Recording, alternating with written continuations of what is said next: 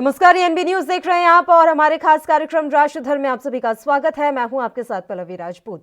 Pangong lake पर शांति बहाली के बाद अन्य मोर्चों पर तनाव कम करने के लिए चीन और भारत के बीच बातचीत लगातार जारी है। गुरुवार को विदेश मंत्री एस जयशंकर ने अपने चीनी समकक्ष वांग यी से 75 मिनट यानी लगभग सवा घंटे तक विस्तार से फोन पर बात की।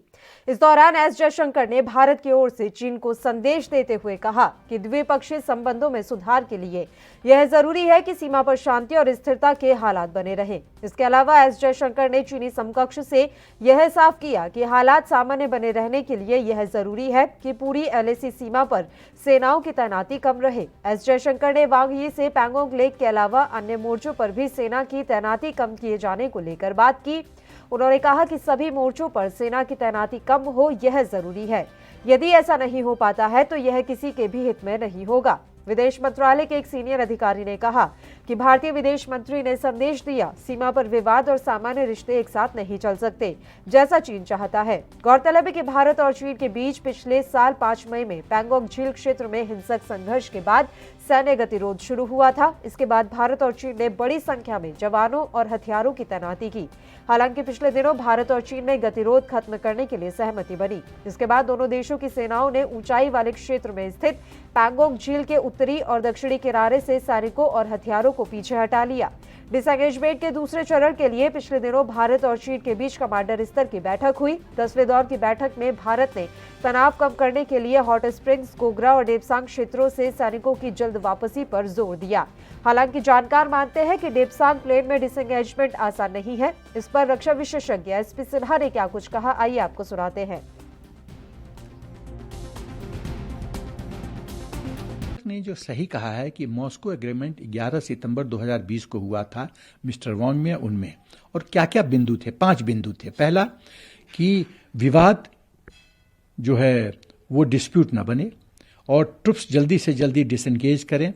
जितने भूतकाल में एग्रीमेंट है उनका सम्मान किया जाए और एसआर मैकेनिज्म और WMCC special representative mechanism and working mechanism for consultation and coordination, इसको पूरी तरह से गति दी जाए और कॉन्फिडेंस बिल्डिंग मेजर्स CBM को और गति दी जाए ताकि शांति कायम हो। देखिए, मेरा ये सोच है कि ये सब बातें तो पंचशील में थी। पंचशील में और मॉस्को एग्रीमेंट में क्या फर्क है? कुछ भी नहीं है। समस्या क्या है? समस्या है इनएडिक्वेसी एग्रीमेंट का नहीं, संधि की जो संख्या है उसकी कमी में समस्या नहीं है। समस्या है चीन ये जो जितने एग्रीमेंट्स वो जमीनी स्तर पे कार्यान्वित नहीं हो रहे हैं। समस्या है कि चीन के नियत की समस्या है कि चीन पर विश्वास नहीं किया जा सकता। चीन विश्वासहीन देश है। तो जैसा चीफ ऑफ आर्मी स्टाफ ने कहा, जनरल नरवाने ने, कि हम चाइना को तो विश्वास करते हैं लेकिन हम वेरीफाई कर रहे हैं। संदेश बहुत साफ है कि हम विश्वास नहीं करते। तो सवाल यह है कि जब तक चीन को अपने सोच विचार में परिवर्तन नहीं लाएगा, जब तक हिंदुस्तान को यह विश्वास नहीं होगा कि चीन पे हम विश्वास कर सकते हैं, तब तक रिश्तों में सुधार नहीं आएगा। और चीन को मैं संदेश देना चाहता हूं कि आज का हिंदुस्तान पुराना हिंदुस्तान नहीं है। आंख दिखाओगे तो उत्तर मिलेगा। एसपी सिन्हा की भी आपने प्रतिक्रिया सुनी। उन्होंने भी कहा है कि अब ये पुराना भारत नहीं है, अगर आंख दिखाओगे तो जवाब जरूर मिलेगा। और इसी के साथ ये अहम जानकारी हम आप तक पहुंचा रहे हैं कि विदेश मंत्री एस जयशंकर ने अपने चीनी समकक्ष से फोन पर लगभग सवा घंटे तक बातचीत की है।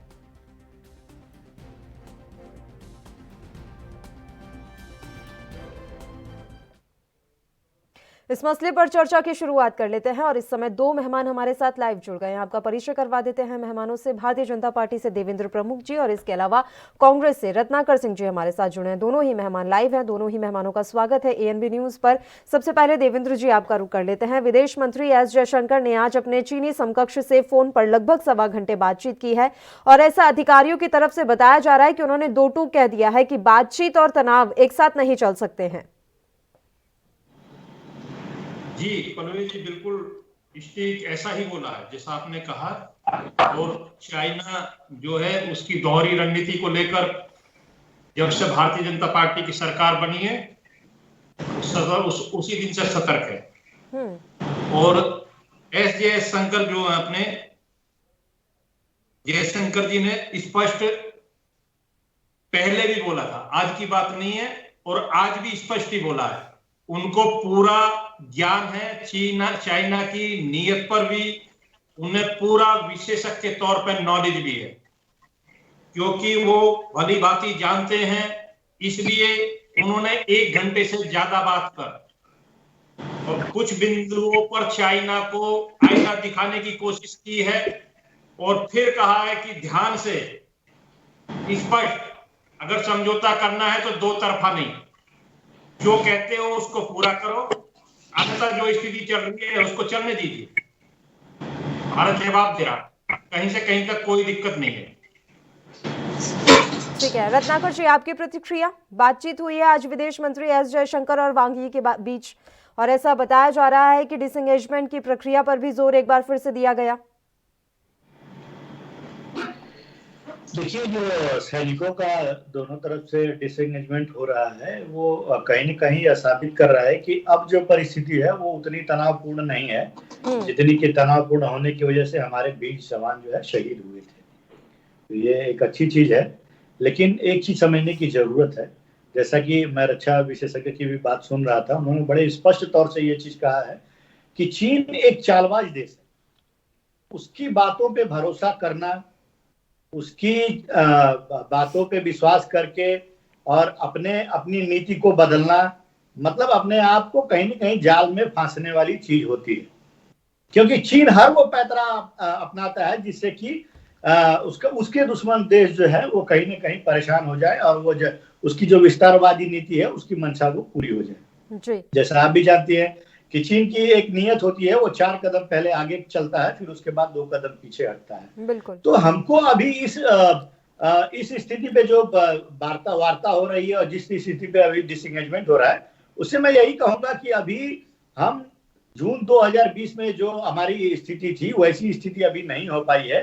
इसलिए भारत सरकार को, विदेश मंत्रालय को, रक्षा मंत्रालय को इस पे बहुत ही सतर्क रूप से काम करना चाहिए, ताकि हमारी भूमि जो है हमको वापस मिले और हमारी संप्रभुता, अखंडता वो बनी रहे। देवेंद्र प्रमुख जी, क्या इस तरीके से बर्फ पिघल पाएगी जो दोनों देशों के रिश्तों के बीच में जमी हुई है? और ये बात भी ठीक है रत्नाकर जी जो कह रहे हैं देवेंद्र जी, वो भी बड़ी अहम बात है कि विश्वास नहीं किया जा सकता, धोखा कभी भी हो सकता है। पल्लवी जी, मैं तो स्पष्ट कह रहा हूँ, मुझे कोई बोलने में इस तरह से गुरेज नहीं है, और रत्नाकर जी भी ठीक कह रहे हैं, क्योंकि उनको गलत कहना भी जल्दबाजी होगी। लेकिन एक फर्क है, जो चाइना 60 साल से करता रहा, सन 62 से जब घटना घटी है देश के साथ और आज तक जो किया, उसे पहली बार किसी ने जवाब दिया और उसकी औकात बताने का काम किया। तो हमें सतर्क रहने की क्या सलाह दी जाती है? सतर्क तो सलाह तो उनको दी जाती है जो काम सतर्क रहने का करते हैं। हम तो स्वयं सतर्क है। हमने तो स्वयं साबित किया है कि चाइना कितना खराब और धोखेबाज देश है। 60 साल में उसने हमारी 40 से 80 हजार वर्ग किलोमीटर के एरिया को दबा लिया और कोई बोलने वाला पैदा नहीं हुआ इस देश में। आज माननीय प्रधानमंत्री जी, जिन्होंने साबित किया खुद को, स्वयं को, भारत को, 135 करोड़ लोगों को, उन्हें शायद इस चीज की जगाने की जरूरत नहीं पड़ेगी, वो जवाब दे रही है पल्लवी जी, और तरीके से दिया जाएगा, डंके की चोट पर दिया जाएगा और चाइना की भाषा में दिया जाएगा। कहीं से कहीं तक कोई सोचने की जरूरत ही नहीं है, न चिंता करने की जरूरत। देवेंद्र जी, चाइना की भाषा तो विस्तारवाद है, क्या हम भी उसी राह पर जा रहे हैं? नहीं नहीं नहीं नहीं, विस्तारवाद नहीं है। विस्तारवाद उन लोगों के लिए है, उसकी पल्लवी जी आपने देखा है, वो नेपाल के साथ क्या करता है, पाकिस्तान के साथ क्या करता है, बांग्लादेश के साथ क्या करता है। वो विस्तारवादी उसकी नीति थी, उसने भारत के साथ वो करके धोखा खाया है। हम नहीं करते इस काम को। हमने तो कोविड-19 में आपने देखा है, भूटान को, आपके साथ हमारा नेपाल को और श्रीलंका को वैक्सीन देने का काम किया है, वो भी बिगड़ पैसे का। ये विस्तारवादी नहीं, वो प्यारवादी नीति है हमारी, सहयोगपूर्ण वाली नीति है। पड़ोसियों का ध्यान रखना, कमजोर भाइयों को बराबर साथ लेकर चलना। उसका परिणाम है कि दुनिया में आज माननीय प्रधानमंत्री जी को सब नमन कर रहे, नमस्कार करने, प्रणाम करने, और भारत का विपक्ष चिल्ला रहा है बेवजह जो है कहीं धरने प्रदर्शन कर रहे हैं, कहीं ड्रामा कर रहे हैं, कहीं भारत की छवि को धूमिल करने के लिए भी अपने आप को गिरा रहे हैं। उन्हें भी समझना चाहिए और एक बार कहना चाहिए कि वैश्विक महामारी में जो भारत ने किया है वो भारत के प्रधानमंत्री ने किया, वो भारतीय जनता पार्टी का मामला नहीं है, भारत के सम्मान का मामला है। मैं विपक्ष को भी कहता हूं कि ईश्वर शुद्ध बुद्धि दे, उन्हें भी अपने मुख से तारीफ करनी चाहिए भारत के प्रधानमंत्री की और भारत के लोकतंत्र की और भारत की शक्ति। ठीक है, चाइना तो रत्नाकर कर जी, रहा है, पल्लवी जी मान भी रहा। बिल्कुल रत्नाकर जी की बिल्कुल। प्रतिक्रिया ले लेते हैं देवेंद्र प्रमुख जी। रत्नाकर जी, क्या धोखेबाजों को भी धोखा मिल गया इस बार? देखिए, देवेंद्र जी की बातों से मैं बिल्कुल सहमत नहीं हूँ। ये जिस तरह से व्यक्ति विशेष का गुणगान करते हैं, अगर यह भारत की सेना के उन वीर जवानों का गुणगान करते जो 20 जवान शहीद हुए हैं, तो मेरा सीना ज्यादा चौड़ा होता। देखिए, ये कहीं न कहीं भारतीय जनता पार्टी की जो सरकार, मोदी सरकार है, उस सरकार का ये फेल्योर है।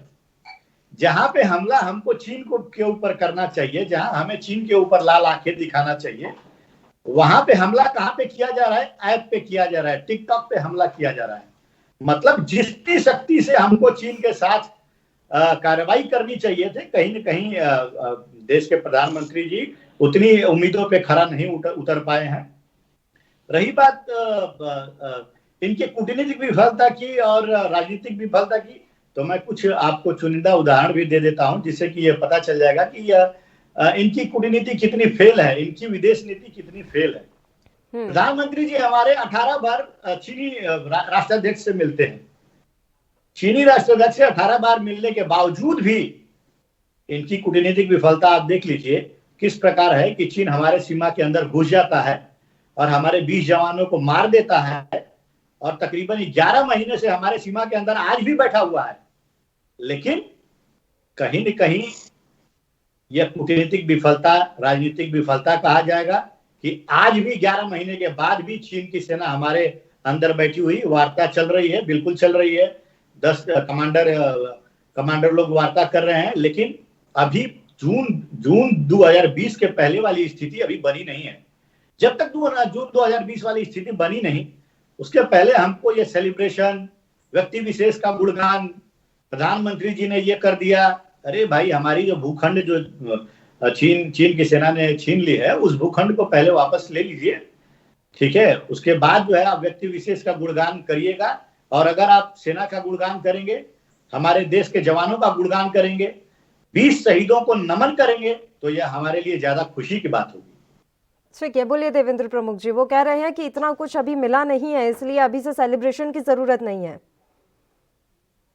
पल्लवी जी, यही तो, इसी सोच को लेकर तो जो है हमें कुंठा नजर पड़ती है विपक्ष के अंदर। जब देश की बात करते हैं, देखिए एक तरफ हमारे मित्र देश की बात कर रहे हैं, सैनिकों की बात कर रहे हैं, सम्मान की बात कर रहे हैं, हम पर सवाल उठा रहे हैं। मुझे बड़ा हास्यप्रद ये महसूस हो रहा है कि जिन लोगों ने 60 साल में इस देश का ये हाल किया है, मैंने आपसे लाखों किलोमीटर की बात करी है, 40,000 किलोमीटर वर्ग की बात करी है, जो हमारा चाइना ने कब्जाया। वो हमें सलाह दे रहे हैं कि वो हमारे अंदर 10 किलोमीटर अंदर आगे, 12 किलोमीटर अंदर आगे, जो हमारे सैनिकों पर जब चाहे जब हमला कर दें, जो हमारे सैनिकों के 10-10 सर काट कर ले गए। भिखमंगा देश एक पाकिस्तान छोटा सा, जो आज भी भीख का कटोरा लिए घूम रहा है, उसके लिए भी पूर्व की सरकारें कहती थी कि ऊपर का दबाव है, अंतरराष्ट्रीय दबाव है, हम कार्रवाई नहीं कर सकते। मैं अपने मित्र के संज्ञान में लाना चाहता हूं कि 10 के बदले 250 सिर देने पड़े इस पाकिस्तान को, 40 पर हाथ डाला 400 देने पड़े। और चाइना पर भी क्लियर कर देना चाहता हूं कि चाइना, तुम 20 की बात कर रहे हो, मुझे पता नहीं, मैं क्लियर करता हूं 20 हमारे जवानों की, लेकिन चाइना के 400 की बात करिए, जिनकी कमरें तोड़ी गई हैं, जिनको कंधे पर धरकर तोड़ा गया है। मैं मारने की बात नहीं कर रहा, उठाकर फेंका, बुरी तरह से तोड़ा, और वो पिटाई, वो डर चाइना को पीछे हटाकर ले जा रहा है। चाइना की सरकार ने बड़े बड़े टैंक और तोपें भेजी, लेकिन सैनिकों का डर देखकर चाइना को पहली बार यह एहसास हुआ कि दुनिया में कोई तुझे घर में घुसकर मार सकता है, तो भारत है, भारत की सेना है। भारत के चलिए 135 रत्नाकर जी भी करोड़ खुश हो रहे हैं कि लोगों का आपने वो चलिए भारतीय प्रधानमंत्री सेना की नरेंद्र तारीफ मोदी की। नाम है। बिल्कुल देवेंद्र जिसका प्रमुख जी 56 खुश इंची हो रहे हैं। का रत्नाकर जी सीना उनके चेहरे की जो है हंसी बता रही है कि वो इस बात के लिए खुश है कि आपने भारतीय सेना की तारीफ की। सर मैं आपके पास तुरंत लौटूंगी, एक छोटे से ब्रेक के लिए बुलेटिन में हमें रुकना है। बुलेटिन के ब्रेक के बाद फौरन हाजिर होंगे।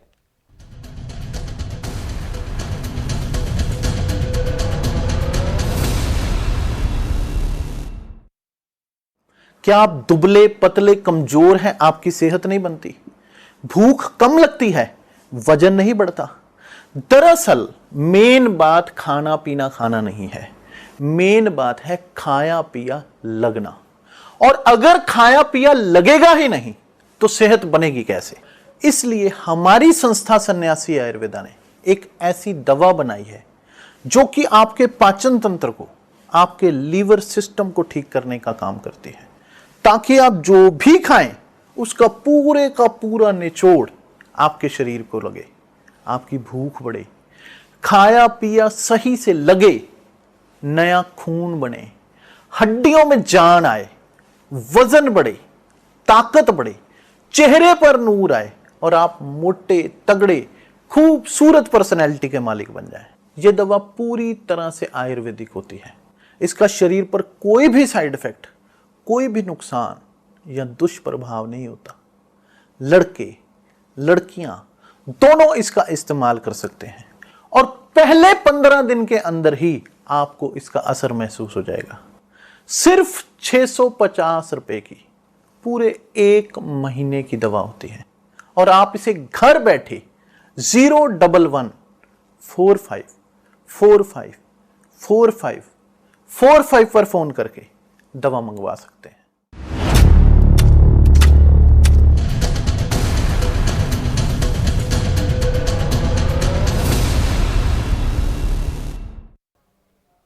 ब्रेक के बाद राजधर में एक बार फिर से आप सभी का स्वागत है। चीन और भारत के मसले पर आज हम बात कर रहे हैं कि किस तरीके से आज एस जयशंकर ने अपने चीनी विदेशी समकक्ष से बातचीत की। वांग यी से फोन पर बातचीत हुई और इस दौरान तनाव कम करने पर काफी देर तक दोनों के बीच में विस्तार से चर्चा हुई है। लगातार मेहमान हमारे साथ जुड़े हुए हैं, उनका रुख कर लेते हैं।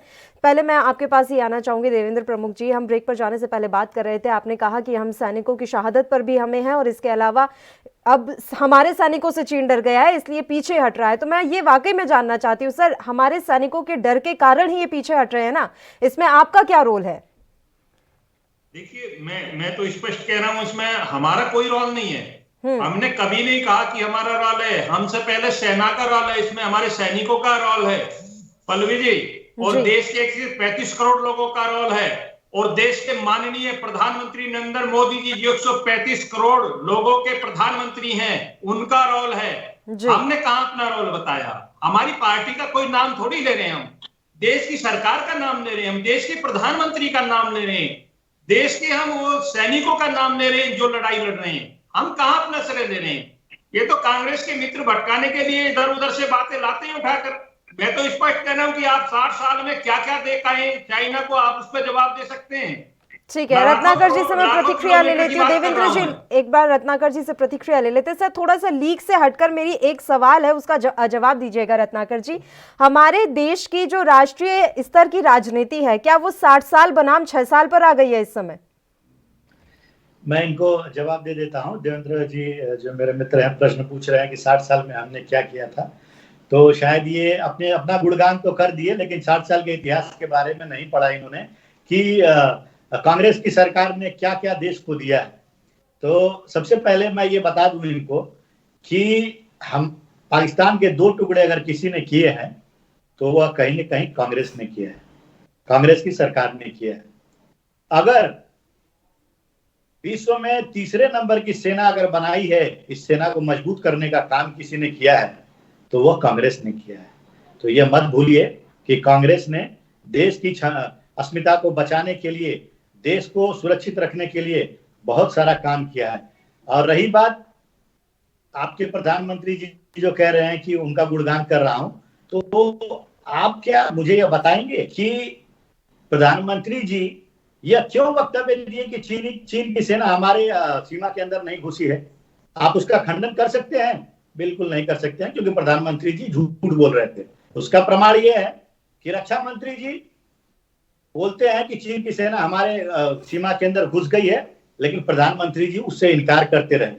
तो कहीं न कहीं ये इनकी कूटनीतिक विफलता थी, जिसकी वजह से हमारे 20 जवान जो शहीद हुए हैं, इतिहास में कभी नहीं हुआ, युद्ध के बाद कभी भी कोई जवान हमारा सीमा पे शहीद नहीं हुआ है।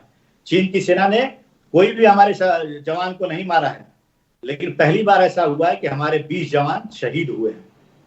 रही बात इनकी नीतियों की, तो मैं कुछ आपको उदाहरण दे देता हूं कि ये कहते हैं कि हम चीन को लाल आंखें दिखाएंगे, लेकिन शायद मेरे दोस्त को ये जानकारी नहीं है कि पीएम केयर्स फंड कोविड के दौरान जब चीन की सेना हमारे सीमा के अंदर घुस गई थी, उस समय भी प्रधानमंत्री जी पीएम केयर्स फंड में चीनी कंपनियों से दान ले रहे थे। किसने कितना दिया वो भी मुझे अभी आंकड़े हैं मेरे पास। शियोमी कंपनी ने 10 करोड़ किया, टिकटॉक कंपनी ने 30 करोड़ किया, ओप्पो कंपनी ने 1 करोड़ किया। आप एक तरफ चीनी कंपनियों से दान ले रहे हैं, तो आप लाल आंखें कैसे दिखा पाएंगे? आप तो कहीं ना कहीं या इसके आप जो है हमारे सैनिकों का मनोबल नीचा करने का काम कर रहे हैं, देश का मनोबल नीचा करने का काम कर रहे हैं। दूसरा एक और उदाहरण दे दूं मैं इनको कि आज भी जिस प्रकार प्रधानमंत्री जी ने स्टार्टअप चालू किया, आप उठाकर देख लीजिए, पूरा ब्यौरा आपके सामने आ जाएगा कि कितनी चीनी कंपनियों ने स्टार्टअप में हिस्सा लिया है, भारत में आके अपना प्लांट लगाया है।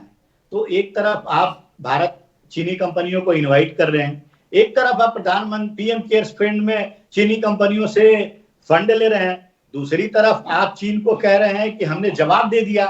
हमारे 20 जवान शहीद हुए हैं साहब, वो जवान ही थे जो वहां पे लड़े, और वहां पे आप 400 के बोल रहे हैं। मैं तो सारे चीनी सैनिकों का दांत खट्टे कर दिए, कईयों को तो मार के फेंक दिया उन्होंने झील के अंदर। तो वो हमारे जवानों की वीरता को मैं सलाम करता हूं, और प्रधानमंत्री जी की नीतियों को विफल कहने का मैं मद्दा रखता हूं। बोलिए देवेंद्र प्रमुख जी। देवेंद्र जी, आवाज मिल रही है आपको? प्रमुख साहब, मेरी आवाज पहुंच रही है आप तक? सर, देवेंद्र जी तक हमारी आवाज नहीं पहुंच पा रही, लेकिन रत्नाकर जी आपने तमाम बातें रख दी। मैं फिर भी ये बात समझना चाहती हूँ, अब आज जो बातचीत हुई है और हम जिस प्रक्रिया की ओर आगे बढ़ रहे हैं, क्या उसके लिए भी कांग्रेस समर्थन नहीं करती है, या कांग्रेस को अभी भी संतुष्टि नहीं है कि अब हम जिस ओर बढ़ रहे हैं वो सही है? नहीं, देखिए क्या है, हम शांति प्रिय देश है, और भारत एक शांति प्रिय देश के रूप में छवि इसका पूरे विश्व पटल पे है। लेकिन कोई हमारे ऊपर अगर आंख दिखाता है, कोई हमारे घर में घुसता है, तो हम उसका माकूल जवाब देते हैं। साहब ने माकूल जवाब नहीं दिया, इन्होंने 11 महीने लगा दिए, अभी तक चीनी सेना हमारे अंदर घुसी पड़ी है। हमारे नेता राहुल गांधी जी पहले से ही सचेत करते आ रहे थे, लेकिन इन्होंने उनकी बातों को बहुत गंभीरता से नहीं लिया, क्योंकि इनकी खामियां हैं ये सब कि विपक्ष को गंभीरता से नहीं लेते हैं। हम इनके साथ हमेशा खड़े हैं, देश के मुद्दे पे हमेशा इनके साथ खड़े हैं कहीं भी, लेकिन कहीं न कहीं विपक्ष होकर न कहनाते क्या क्या कमियां किया इन्होंने, क्या क्या इन्होंने विफलताएं दिखाई, जिसकी वजह से यह परिस्थिति उत्पन्न हुई। तो यह विपक्ष आईना इनको दिखाता रहेगा। ठीक है, बोलिए देवेंद्र प्रमुख जी। मेरी आवाज मिल रही है सर अब आपको? हाँ जी पल्लवी जी, मिल रही है। ठीक है सर, बात रखिए। मैं अपने मित्र को बताना चाहूंगा कि उन्होंने बड़ा अच्छा किया, क्वेश्चन उठाया, और वो कहते हैं कि क्या हमने 60 साल में कांग्रेस ने क्या से क्या किया, विश्व में कितने नंबर पर पहुंचाया। पहली बात तो उनके ध्यान में लाने के लिए, और वो कहते हैं कि पढ़ के आना चाहिए, तो जरूरत उनको ज्यादा है। 1962 में जो युद्ध हुआ था, जिसको हम जीत रहे थे, और नेहरू जी ने जो ड्रामा रचा था, पूरा देश जानता है। कितने सैनिकों की शहादत, कितने सैनिकों की जान गई। आप एक की बात कर रहे हैं, आप 20 की सवाल कर रहे हैं। मैं तो कह रहा हूं आपने 20,000 की बात करिए। आपने सैनिकों को निहत्ते करके वहां मरवाया था, कौन जिम्मेदार है उस चीज का? और वो जो चाइना की जिसकी बात कर रहे हो ना आप, चाइना इसकी अर्थव्यवस्था हमसे 15 और 20 साल पहले ये हमारे से नीचे था। आप जैसे जो कॉमनवेल्थ के घोटाले जो आए हैं ना निकल के, उसकी वजह से देश कर्ज में गया। ये आपकी जिम्मेदारी बनती थी। मैं आपकी याददाश्त के लिए बता देना चाहता हूं, और जिन कंपनियों का नाम ले रहे हो ना, वो 40 ऐप बंद करके उनके घेट में हाथ दे के जो इंडिया से कमा रहे थे, जब फंड डलवाया था, एक नहीं मानते तुम्हारी तरह, इस पर काम करते हैं डंके की चोट पर। ये माननीय नरेंद्र मोदी जी का नेतृत्व है, स्वयं ईमानदार है, 15 साल मुख्यमंत्री रहे, 5 साल देश के प्रधानमंत्री रहे, कहीं खाते चेक करा दीजिए, कहीं जाकर प्रॉपर्टी चेक करा दीजिए। आपके जो दामाद भी लाखों करोड़ों के मालिक हैं, पार्टी के मुखिया तो स्विस बैंक को भरे बैठे हैं। कहां तक लड़ोगे आप, कहां तक सफाई दोगे? जिन राहुल गांधी जी की बात कांग्रेस सुनने के लिए तैयार नहीं है, कांग्रेस का एक नेता मानने को तैयार नहीं है, आप हमें सलाह दे रहे हैं। विश्व के सबसे बड़े संगठन को, भारत की सबसे बड़ी पार्टी को सलाह दे रहे हैं कि हम उनकी बात सुने। अरे राहुल जी की बात सोनिया जी सुनेंगे, उनकी बहन सुनेंगी प्रियंका जी, और उनके जीजा सुनेंगे रॉबर्ट वाड्रा जी, जो लाखों करोड़ों कमाए, और आप जैसे कार्यकर्ता सुनेंगे जिन्हें उम्मीद है कोई एमएलए एमपी बने। हमारे पास नहीं है समय राहुल जी की बात सुनने के लिए। हमारे पास 135 करोड़ लोग हैं, अच्छे लोग हैं, वैज्ञानिक हैं, विद्वान हैं, चरित्रवान हैं, उनसे बात करके देश को आगे ले जाने का काम कर रहे हैं। और चाइना जैसे देश औकात बताने का काम कर रहे हैं। आप सवाल नहीं उठा सकते हम पर, आप है ही नहीं इस लायक। हमने उसके गले में डाल के फंदा उसको जवाब दिया। मैंने कही है तोड़ने की बात, आपने 20 सैनिकों की, मैं गारंटी के साथ कहता हूं 400 सैनिक तोड़े गए कंधे पर रखकर, ऐसे गोली से नहीं मारे। वो इस भारत के 56 इंची प्रधानमंत्री नरेंद्र मोदी जी के देश के सैनिक थे, जिन्होंने जवाब दिया। ठीक है देवेंद्र प्रमुख जी, बिल्कुल देखिए हमारे सैनिकों ने मुंह तोड़ जवाब दिया, इसमें कोई दो राय नहीं है। उसके बाद भी अब हम यही चाहते हैं कि बातचीत के जरिए ही सही, कूटनीति के जरिए ही सही, लेकिन अब सीमा पर विवाद खत्म हो जाना चाहिए और वापस से किसी तरह का धोखा हम ना खाएं, इसके लिए सतर्क रहने में गुरेज भी नहीं करना चाहिए। दोनों ही मेहमानों का मैं धन्यवाद करना चाहूंगी यहाँ पर आप तमाम चर्चा के लिए हमारे साथ जुड़े रहे। तो आपको बता दें कि भारत और चीन के बीच सीमा पर जो विवाद था उसको लेकर आज बातचीत की गई है। विदेश मंत्री एस जयशंकर ने अपने चीनी समकक्ष से ये बातचीत की है और इसके बाद डिसएंगेजमेंट की प्रक्रिया को आगे कैसे बढ़ाया जाना है, किस तरीके से दोनों ही पक्ष जो है समझौता करेंगे, तमाम मुद्दों पर विस्तार से चर्चा की गई। इसी के साथ राष्ट्र धर्म में फिलहाल के लिए इतना ही। मुझे दीजिए इजाजत। देश प्रदेश के तमाम ताजा खबरों के लिए आप बने रहिए हमारे साथ। नमस्कार।